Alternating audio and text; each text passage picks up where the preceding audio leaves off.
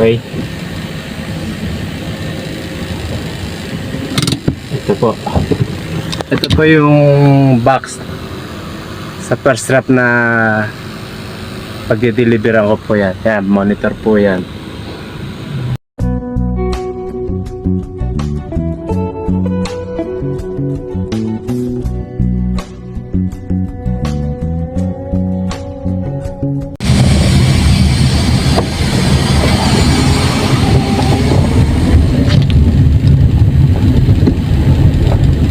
Okay, good afternoon mga kaibigan, mga kasama Ka-Transportify, yes.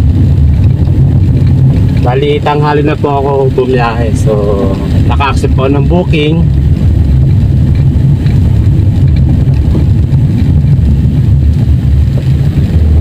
Time check, ay mag-alas 2 na po ng hapon. Nung na-accept kong booking, yung nakuha ko ngayong araw na to, 2 drop. So, ang pick up dito sa may Mandaluyong at yung first drop sa may Pasig at yung pangalawang drop dito sa may Marikina. Kaya 2 drop. Bali sa first drop po natin, meron pa tayong 70 minutes bago makarating kay customer sa first drop po natin. At ang layo mga kaibigan, 5.4 kilometer.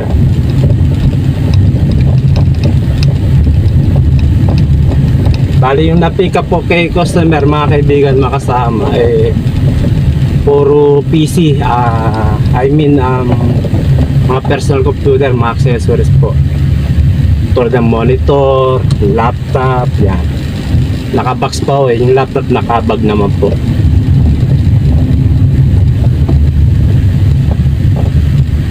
So, may konti pakita ko sa inyo yung yung na-pick up kong monitor, laptop na nasa bag. Kaya naman buhatan, napakagalang naman po yun.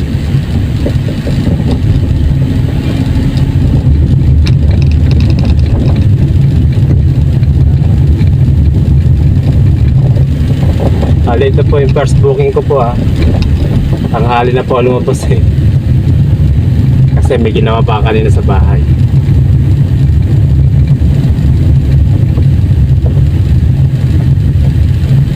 Pagkaraan ng 300 metro, manatili sa kanan hanggang 11 C5 Boni Serrano Avenue East. Tatabi ko rito sa tabi para ipakita ko sa inyo yung item o yung na-pick up po kay customer.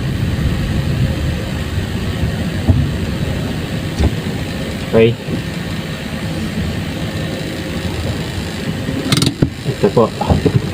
Ito po yung box sa first strap na pagde-deliveran ko po yan. Yan, monitor po yan.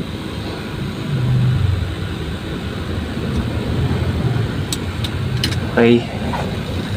Tapos tama ba monitor yan? Tama, monitor yan. Yan. Isang box lang po yan. Ito po. Kaya buhatin po yan. Yan. At syempre, ito naman po yung pangalawang drop sa compartment ko.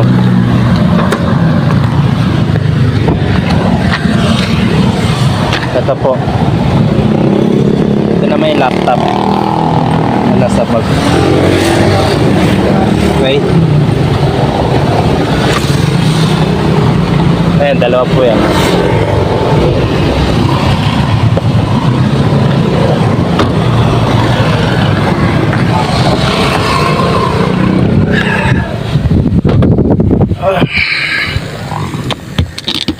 Yun po. Bali, first strap, ito na sa likod ko isang box. Pangalawa yung sa compartment, 2 box saka isang bag. Yung laptop po yun. Yung nasa kahon, yun po yung monitor. Okay.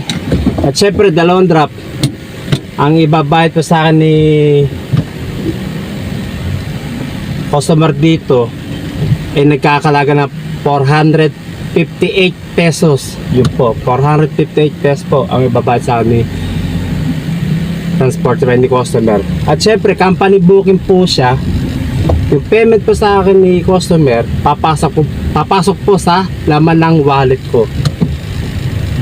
Automatic po yun. Pag na complete mo na yung o natapos mo na yung deliver mo kay customer sa 2 drop, kailangan makompleto mo muna. Pag nakompleto mo, natapos mo na, yung papasok po sa laman ng wallet mo yung payment o yung bayad ng customer.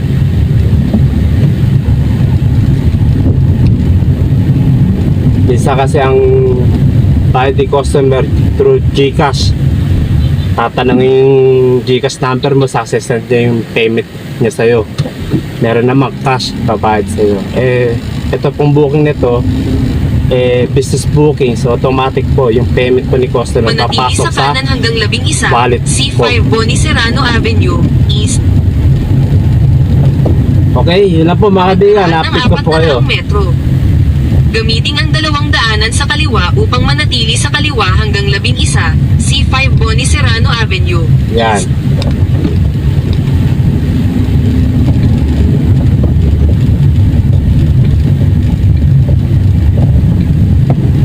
Pagkaraan ng 300 metro. Manatili sa kaliwa. Makakaliwa tayo. Pinapakaliwa tayo ni Luis. Okay, mga kaibigan. Okay pa. 13 minutes na lang po. Makakarating tayo kay first stop kay customer. At ang layo 4.4 km. Nandun na tayo. Pwede na po yun. Manatili sa kaliwa hanggang 11, C5 Boni Serrano Avenue, East. Kahit sa ni customer, pwede na po sa akin kaysa wala, di po ba? Sa mo pupulutin yung 458 yun, tama, 458 pesos yung bayad. Okay. Pagkaraan ng 500 metro. Manatili sa kaliwa hanggang Diosdado Macapagal Bridge. Pag mag-update ni Waze ha. Kasi Waze po ginagamit ko, hindi po Google Map. Yung iba po sanay gumamit ng Google Map, kaya ako po mas sanay gumamit sa Waze. Mas tiwala ako sa Waze. Kaya nakasanayan ko lang, basta gusto ko yung Waze gamitin kaysa sa Google Map. Okay, yun lang po mga kaibigan, mga kasama. Update ko po kayo sa aking biyahe. Sana bumiyari po kayo para kung gusto niyo kumita, tiyaga lang po talaga rin sa Transportify. Okay? God bless po sa inyo lahat mga kaibigan, mga kasama. Ingat po sa ating mga biyahe. Okay?